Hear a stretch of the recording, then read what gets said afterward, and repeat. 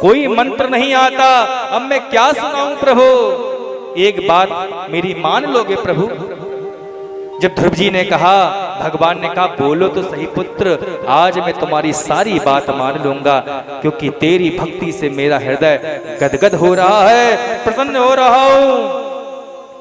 प्रभु मुझे कोई मंत्र तो आता नहीं, ना ही कोई श्लोक आता है संस्कृत का, लेकिन मेरी माँ ने पूरी वर्णमाला मुझे याद करा रखी है। छोटे आ से लेकर ज्ञा से ज्ञानी तक सारे अक्षर मुझे याद हैं। प्रभु कहो तो मैं आप उसे सुना दूं, क्योंकि कोई कितना भी बड़ा मर्मज्ञ हो वेदों का, संस्कृत का, लेकिन अक्षर तो सब हिंदी के ही होते हैं, और तो किसी भाषा के अक्षर नहीं होते। तो हिंदी की वर्णमाला मुझे याद है प्रभु, मैं सारी वर्णमाला सुना देता हूँ। आपको जो स्तुति अच्छी लगे आप बना लेना अपने आप ही, इतना काम प्रभु आप करो तो मैं सुना दूं। भगवान प्रसन्न हुए और मुक्त कंठ से प्रभु आज हंसे हैं बहुत दिनों बाद। प्रभु हंसे और कहा कि ध्रुव सुना दो जो तुम्हें याद है। ध्रुव जी महाराज ने छोटे आ से लेकर ज्ञा से ज्ञानी तक सारे अक्षरों को सुना दिया।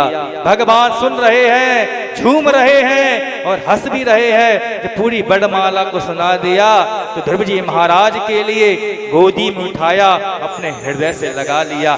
धन्य है ध्रुव जी महाराज, महल में गए थे पिता की गोदी में बैठने के लिए, हृदय से लगने के लिए, लेकिन जगत के पिता जो संसारिक पिता है, राजमहल में रहने वाले उत्तानपाद राजा ने अपनी गोद में नहीं उठाया। लेकिन आज प्रभु की कृपा हो गई तो परम पिता परमेश्वर ने ही अपने हृदय से लगा लिया और कहा कि बेटा ध्रुव, तूने आज जो मुझसे वर्णमाला सुनाई है ना, ये वर्णमाला नहीं है, ये तो सभी बीजाक्षर हैं। जिस प्रकार गणेश का मंत्र कौन होता है, हर देवता का पहला अक्षर बीज मंत्र कहलाता है। गणेश जी का बीज मंत्र क्या है? गंग।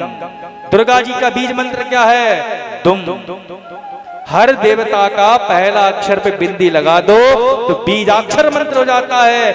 हे ध्रुव, तूने वर्णमाला के जितने अक्षर बोले हैं ना, वो सभी देवताओं के बीजाक्षर ही है। इसलिए तूने आज मेरी ही स्तुति नहीं की है, संसार में सब देवताओं की स्तुति कर ली, क्योंकि सब देवता मेरे अंदर ही विराजमान रहते हैं। बोल विष्णु भगवान की जय। ध्रुव जी महाराज भगवान को देख रहे हैं। इतनी ही देर में क्या हुआ?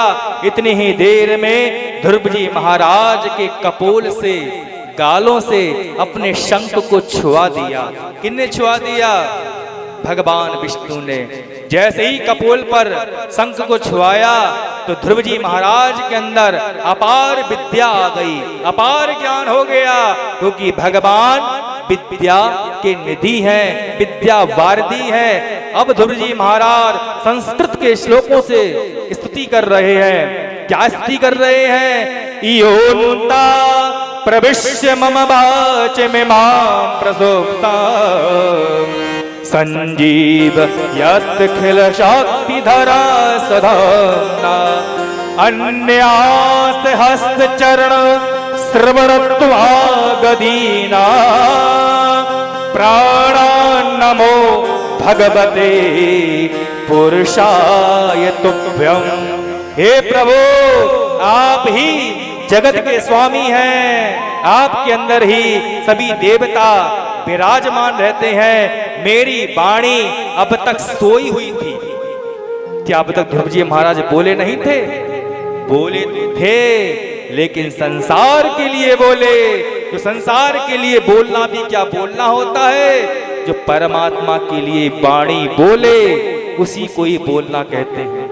अन्यास्य हस्त चरण श्रणत्वा गदीना, ये जो हमारे हाथ हैं, इन हाथों की सफलता कब है? जब दीन दुखियों की सेवा में हम अपने इन हाथों का प्रयोग करते हैं, जब भगवान की सेवा में हम अपने हाथों का, पैरों का, शरीर का प्रयोग करते हैं, जब अपनी वाणी का हम प्रयोग करते हैं भगवान के लिए, तब ये वाणी शुद्ध होती है।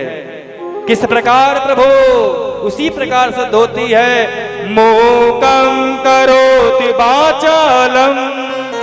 जिस प्रकार प्रभु जो मूक होता है, गूंगा होता है, आपकी जब कृपा हो जाए तो गूंगा बोलना प्रारंभ कर देता है।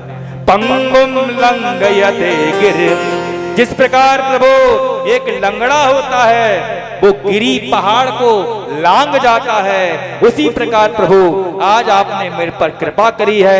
यत कृपा तम हम वंदे परमानंद माधव।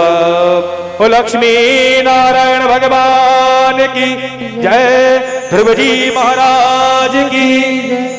हे ध्रुव, मैं तुम्हें आशीर्वाद देता हूँ, जिस पिता की गोद में जिस राज सिंहासन पर तुम बैठने को लालायित थे, आज मेरी इच्छा है तुम 36,000 वर्षों तक उस सिंहासन पर बैठो और सुख भोग करो, ये मेरी इच्छा है।